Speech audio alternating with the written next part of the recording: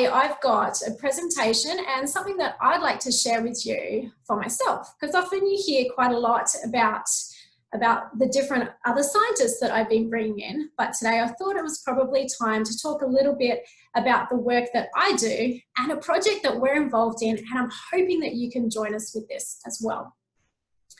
So first of all, what I'd like to say is that I'm a geospatial scientist. Now, I'd like to know how many of you actually know what a geospatial scientist is. Look at maps using drones and satellites, and sometimes other people don't know. And that's perfectly fine to not know what a geospatial scientist is, because you know what? I think it's not necessarily a term that we use all the time. But the interesting thing is, I think you actually do use geospatial science almost every day. You probably just don't call it that.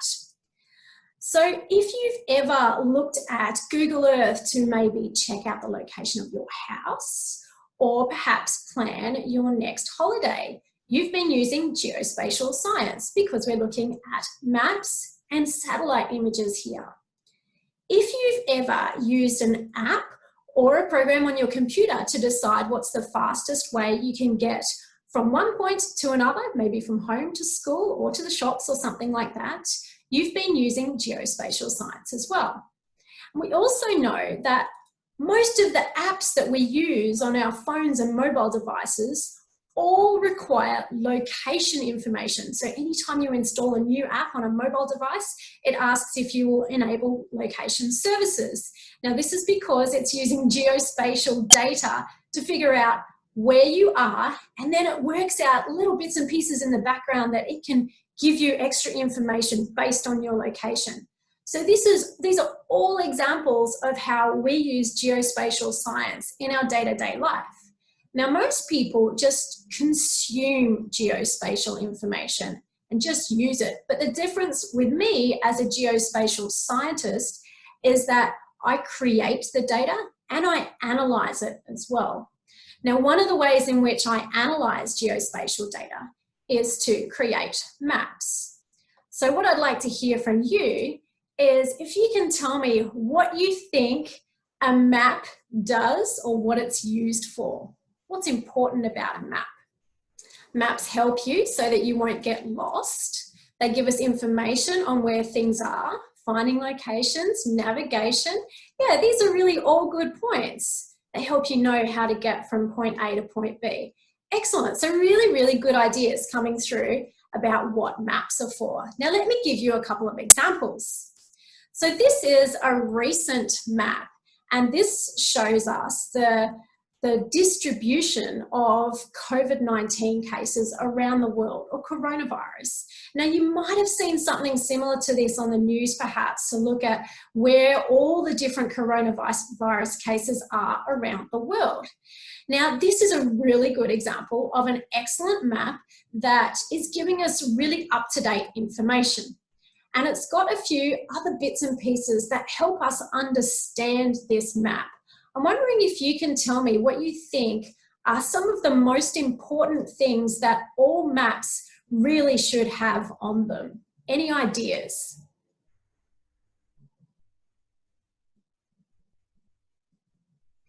Excellent. So we've got some great ideas coming in here. They need to have a legend, a scale bar, a title, north arrow.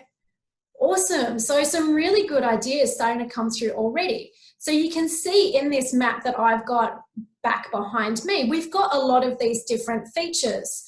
All right, so first up the top here, you can see the title of the map. And so it's really important to have a title. People know what you're looking at, right? There's also a date. Now, a date is super important because that will let us know if this is something that's current or if it's something that's maybe a little bit old. You know, is it information from, in this case, 2 months ago, or is it something that is recent for today? So we've got the title, we've got a date, we've also got the author all the way up the top here. So the World Health Organization. It's important to know who created the map, right? That way we can always go back to them and check if we need any more information. We've got our legend here, which is always really important, so we know what the size of these dots mean. We've got lots of text information, so the labels of different countries. That's really helpful. We've got to make sure that they're not overlapping each other as well. They do have a scale bar down the bottom. And you know what? I actually thought it was really curious in this particular map that they don't have a north arrow. And someone's actually popped in here that we do need a north arrow. And I'm not sure why this particular map doesn't have it, because it's got everything else that's critical. It even has, it's probably too hard to see down the bottom here, but this little bit of text here tells me where the data has come from. And that's important as well. So if we know that it's accurate and current. I also like about this particular map that you can see this area up here around UK, Europe, and it's really quite congested. And so we've got all those dots sitting on top of each other. So what they've got here is this inset. And so that zooms it up a little bit more and we can see things a lot clearer. So that's an example of a really good map that obeys most of the conventions, except missing that north arrow. But aside from that, it obeys all the conventions of things that are really important to having maps so that they're easy for people to interpret. Now, once we know the rules of maps, then we can actually work out how to break them. So I want to show you a few other maps that I really, really like. And I also want to get your opinion on some of these maps as well. So they all give us different types of information, but they don't necessarily look like those traditional types of maps. So this one is giving us information about how we get from place to place and where these transport clusters are, how many people go from country to country and the routes that they take. Now, this sort of information was also important to understand how coronavirus could actually go from one continent to another, because we've got all these different transportation routes. Now, something a little bit more historical. I like this map as well because I just kind of like the history behind these styles of maps. They use different types of fonts. They've got, the color schemes are all a little bit kind of old fashioned, but they've still got some really, really beautiful information in there as well. Or what about this one? This is a map as well. It doesn't have our north arrow, scale bar and all those sorts of things, but it's giving us information about different locations around the world. And it's really kind of a bit of a tourist type map. So these are the sorts of things that you might see if you were traveling to different locations. Maybe you're surfing in one place or you're hot air ballooning in another. And it's just really bright and vibrant and eye-catching.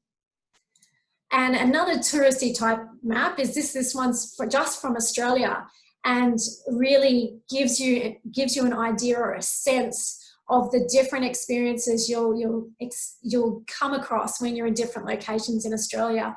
So, you know, if you want to go see sharks, where would you go? And of course, we've got places like Uluru, really nice and clear there. And I think this is really, really engaging for a target audience of all the different types of animals in particular that you would experience when you come to Australia. Now, another one of my favorite, and this one is particularly for those of you who are in Victoria, this is the Melbourne map. And so this was created by Melinda Clark, who's also joined us previously for different presentations as well. And she's super cool.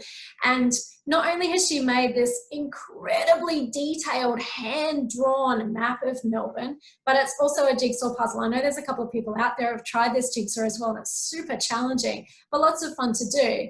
Now, it also doesn't necessarily go by certain scales because we've got a perspective and you've got some teeny tiny things up there, but it has other aspects of it that make it important as a map.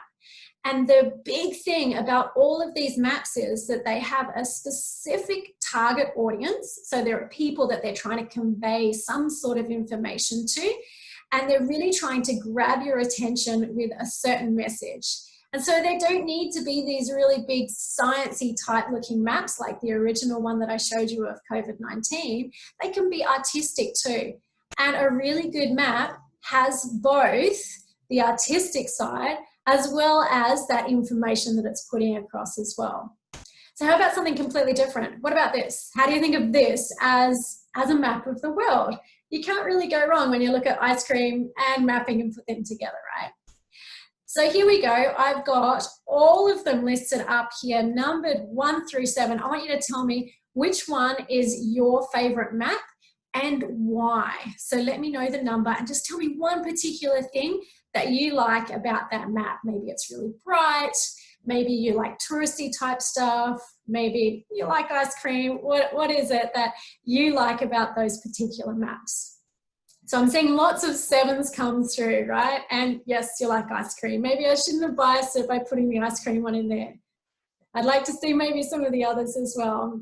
Okay, we've got a 1, we have a 6. So the 5s, because people like all of the Australia, like all of the country, that's great. Like the hand-drawn number 6, yeah, it's a beautiful, artistic, really, really challenging work on the Melbourne map there as well. And some people seem to like all of them, which is cool. So there's lots of different reasons why we might like different aspects of these maps. And I really like to see your opinions on those as well. But what we think about is all these maps are very, very different from each other, but they're all conveying an important message for the author of that map to get across to their particular audience. So now what I'd like to do is to shift a little bit and give you a bit of a challenge to think about a map that you could create for yourself, because everybody can create a map. There's just different levels of complexity in it. So maybe you want to create something that looks like the Melbourne map, or maybe you want something more computer generated like one of these ones. It just depends on what you're into and the message you're trying to get across. But the first thing that we need to do when we think about creating a map is why we're creating it in the first place. So here's the first challenge I've got for you. I would like you to think about your school. So maybe you go to a traditional school, or maybe you've always been homeschooled. That's okay. You could think about a school close to you, or even just a local park. Now this particular school in the background here is beautiful and green, lots and lots of trees. So tell me, what do you think is important about having trees in a park or at our school? Why do you think we would have trees? That's right, so trees provide shade, they give us oxygen and then take out our carbon dioxide. They provide habitat for birds and other types of animals. So really, really good information here. And that shade helps keep us nice and cool in the summer, doesn't it? And you know what? That can actually even save us on air conditioning bills. And yes, great, Chloe, it provides shelter as well. So some really good information about why we'd actually have trees. And I really like the idea of keeping our schools cool by tree shade, because did you know that tree shade can be up to 5 degrees cooler than building shade?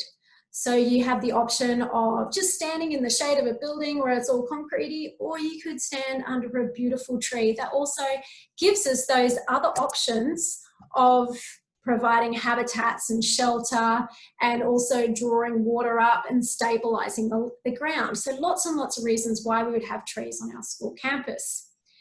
And our challenge is to work out how cool your school is. So to work that out, what we need to do is to figure out how much of an area is covered by trees on your campus. So let's take an example. So this is a school up in Weipa, all the way up the top of Australia here, right up the top of Queensland, right? So a small school here, and I'd like you to let me know what percentage of trees you think that they have at their school here at Western Cape College. So we can see some trees here, we can see some trees around the edge of the oval up here, and there's some scattered in here as well. So if their school covers this whole area all over here, what percentage of trees do you think they have? All right, so we've got 20% from Alex and his family. Hamish says less than 10. We've got 12%, we've 23, 1%. So quite a range here, which is great because everyone's just working out a little bit of how much they think it covers. But there's actually a way to figure this out, and by calculating it and making a map. Phoenix and Griffin say 1/16, which is a really good way of looking at things as well. All right, so let's try and figure out how we'd actually work out how much percentage of trees we have at this particular school. Now to do this, I'm going to talk about pizza because I love pizza and I'm pretty sure most of you love pizza as well. So if we imagine we've got this beautiful big pizza, and what I'm going to do first of all is I'm going to cut it into 4 pieces, all right? 1, 2, 3, and 4. Okay, now say that I want 1 piece. I'm going to take this piece here. Now, if I wanted to take that 1 piece there, can you tell me what percentage of the pizza I'd be taking? Excellent, 25%. And so let's just step through how I'd actually work that out as well. So I'm going to take one piece out of a possible 4 pieces, right? So that would give me 1 divided by 4, which is 0.25 or 25%. Excellent. All right, so everyone knows pizza. Now, could you take that same idea to think about trees on your school campus? And so this is what we did with Western Cape College up in Weipa that I showed you their school just before. So remember we had this picture. All right, so what we need to do is first of all to work out what's the area of the whole school, and then what's the area just of the trees. So the whole school would be like the whole pizza, and the trees would be like that one slice that I took. And so that's exactly what we did. So up here, you can see we've got the total area of the school is 50,000 square meters. And then what I did was drew little polygons around all the trees here to work out that the area covered by trees was 4,700 meters squared. And then remember, piece of pizza. So here's my little bit of pizza. All these trees added up together, that's my bit of pizza, divided by the whole pizza all together. And then what that comes up with is about 9% tree coverage. And you can see that's what these kids did here. Pretty clever. So they made their maps and worked out what their percentage tree coverage was at school. Now they also have some extra shade at their school as well. So they've got these beautiful shade sails that also helps. And this area, so they've got some handball courts just under this shaded area here as well. So it's a really cool space for them to be in the shade. They're not quite as good as tree shade, because remember, tree shade could be potentially 5% or 5 degrees cooler than building shade. So tree shade is always better. Now, so what we do next is once we've got this information is we go back to the original image of their school and say, well, you know what? If we know we've got 9% trees, where would we put trees or extra trees to increase the tree coverage to make our school even cooler? So if that was your job, where do you think you might add some extra trees if this was your school? So Alexander and his family have said that they would like to add some more trees around the edges. Lucas has also said outside of the grass. So this would be a good idea because it still gives you some open playing space as well. You could add some near some trees that already exist there as well. That would be relatively easy just to, I guess, grow out a little bit as well. Lots and lots of space on the oval. But of course, if you put trees on the oval, maybe then you wouldn't be able to play cricket there. So maybe you need to have a think about, well, maybe we need some open spaces and some shady spaces as well. And yeah, Talia said definitely around the outside of that oval as well. So yes, and we could replace the shade sail, but that would probably be quite expensive. And the shade sail is doing a decent job anyway. And actually, if you zoom all the way in, which is a little bit hard to do up here, there's lots of trees around that, so they add to each other as well. Now, Leon's also said to add more trees near the building. So this is actually a really, really good idea as well, because that shades the buildings, which helps keep the inside of the buildings cooler as well, which is great if we want to reduce air conditioning bills. So some really great ideas coming through there. So now, of course, is when I give you your challenge, and this can be your homework too, right? So if you go to mapmyschool.com.au, you'll get the instructions of exactly how you can do this exactly for your school. Work out that little calculation and create a map for yourself. So I have it step by step exactly for you. There's 3 different ways in which you can try and do this, and you can pick your technique. So maybe you're a hand drawing kind of person. So there's an option to do that for you. Maybe you like to do it on the computer. There's an option for you as well. And if you want to stretch yourself on the computer, you can even go through some computer programming and coding in a program that's called Google Earth Engine, and you can test that out as well. So lots of different ways in which you can test your new skills in creating maps. And remember that the idea of a map is really to simplify what we have in the environment to communicate some sort of message.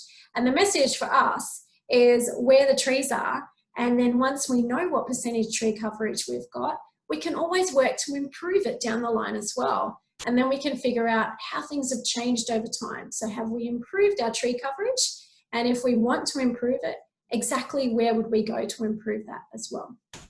All right, so I'm more than happy to take any questions that you have for me. If you want to pop it in the chat on Facebook or here in Zoom as well, just let me know if you've got any questions about mapping or Map My School. And also a reminder that the competition for Map My School is open, and you could even win a drone for sending in your submissions and if you win your category. So it's always a really good incentive to do that little bit of extra homework if you have a drone on offer as well. All right, so questions. Yes, Talia, we do have another class this week. So Thursday, I'll be talking about drones. So come and join me Thursday morning, same time, same place as well. Alexander and family, what if you can't access a school? No, it's perfectly fine. You don't need to go to the school. So it's a really, really good question. So we use satellite images here. The Weeper image that I showed in my example, I actually did use a drone photo, but we have satellite images just like you see on Google Earth across all schools. So that's what we use for this particular project. You don't need to physically go to a school. You just need to look at it on the computer. So it's available for anyone to do, regardless of where you are, which is why it's a really good activity to do while we're in isolation or lockdown at the moment as well. How do you determine the border of the campus if there are no fences? Yeah, you do need to sort of estimate where you think that it is. That particular school is quite good because there's got a road around the whole border. They do have a junior campus across the road as well, but we decided not to include that in our estimation. So yeah, we're working, it can be a little bit rough, but that's okay. So the prizes are not for the school with the most shade. The prizes are for the maps that you create. And so as long as they've got the component of working out your shade, and as long as they're a creative map, you'll definitely be in the running to win. Do you include all greenery, or if you know it's a garden bed, do you leave it out? Really good question. So just a straight garden bed, so maybe even like a vegetable patch or something like that, you wouldn't include that because that doesn't provide shade. So if you can see that it's a tree that would provide shade, then you count that. Alexander and family's homeschool. That's great. So we homeschool here as well. So you have an option to either look at a school that's close to you, or maybe even one overseas. It's totally up to you. You could pick one, or just choose your local park. So I'm really interested in you developing skills in mapping, and I'd like to see how you can do that wherever you are. You definitely don't need to have a school campus to be part of the competition. Do you map just the trees or the buildings and other undercover areas as well? That's also a really good question. So for the competition, we're really just interested in the trees compared to the boundary, so the overall tree percentage. But you most definitely can map the buildings and other areas of shade as well and include that. So it's sort of an extension. So if you want to do a little bit more, do the buildings too. That's awesome. But you don't need to fulfill what we're looking for as part of the competition. If the shade is in the adjacent verge that puts shade into the grounds, do you include this? That's also a good question. So if the tree is just outside the boundary, but you know that its canopy is providing shade, yeah, so include that part of it that's within the boundary. So what you'll see sometimes with the satellite images, so you've got your tree, and because you may have an image where the sun is at an angle, you'll already see some shade. So what we're doing, just to try and standardize this, is just to look at the direct downwards footprint of that tree, okay, rather than if that tree shades out on an angle, because it's just easier to decide, okay, imagine it's midday and the shade is directly underneath the tree. So if you have some of that tree canopy overhanging into your school grounds, include that part of the tree that's within your school grounds, if that makes sense. Thanks for joining, everyone, and I will see you same time, same place on Thursday.